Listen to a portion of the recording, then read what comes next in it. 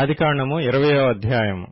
అక్కడ నుండి అబ్రాహాము దక్షిణ దేశమునకు తరలిపోయి కాదేషుకును షూరుకును మధ్య ప్రదేశములో నివసించి గెరారులో కొన్నాళ్లు ఉండెను.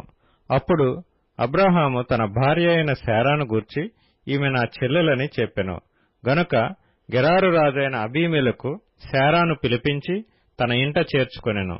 అయినను రాత్రివేళ దేవుడు స్వప్నమందు అబీమెలెకు నొద్దకు వచ్చి, నీవు నీ ఇంట చేర్చుకొనిన స్త్రీ ఒక పురుషునికి భార్య కనుక ఆమె నిమిత్తము నీవు చచ్చినవాడవు సుమా అని చెప్పెను. అయితే అబీమెలెకు ఆమెతో పోలేదు గనుక అతడు, ప్రభువా, ఇట్టి నీతిగల జనమును హతము చేయుదువా?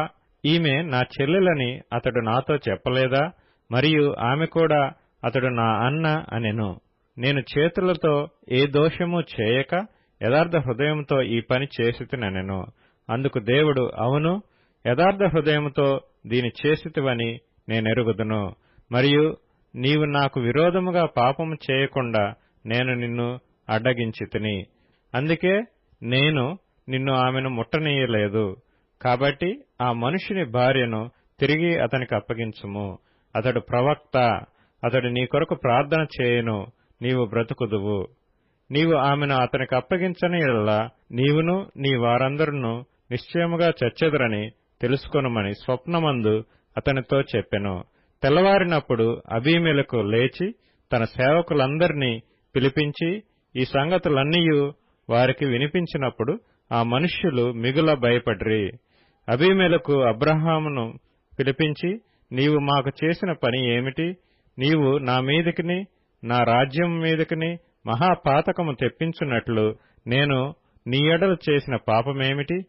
చేయరాని కార్యములు నాకు చేసితివని అతనితో చెప్పెను.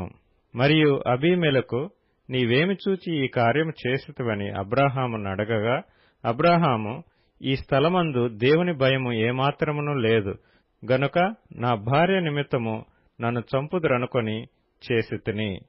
అంతేకాక ఆమె నా చెల్లెలన్న మాట నిజమే. ఆమె నా తండ్రి కుమార్తె గాని నా తల్లి కుమార్తె కాదు. ఆమె నాకు భార్య అయినది. దేవుడు నన్ను నా తండ్రి ఇల్లు విడిచి దేశాంతరం పోవునట్లు చేసినప్పుడు నేను ఆమెను చూచి, మనము పోవు ప్రతి స్థలమందు ఇతడు నా సహోదరుడని నన్ను గూర్చి చెప్పుము. నీవు నాకు చేయవలసిన ఉపకారమిదే అని చెప్పితినెను. అబీమెలెకు గొర్రెలను గొడ్లను దాసదాసీజనులను రప్పించి అబ్రాహాముకిచ్చి అతని భార్య అయిన శారాను అతనికి తిరిగి అప్పగించెను.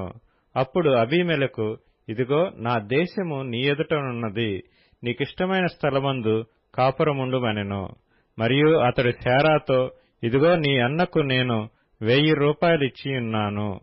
ఇది నీ యొద్దనున్న వారందరి దృష్టికి ప్రాయశ్చిత్తముగా నుండుటకై ఇది నీ పక్షముగా ఇచ్చియున్నాను. ఈ విషయమంతటిలో నీకు న్యాయము తీరిపోయినదనెను. అబ్రాహాము దేవుని ప్రార్థించగా దేవుడు అబీమెలెకును అతని భార్యను అతని దాసీలను బాగుచేసెను. వారు పిల్లలు కనిరి.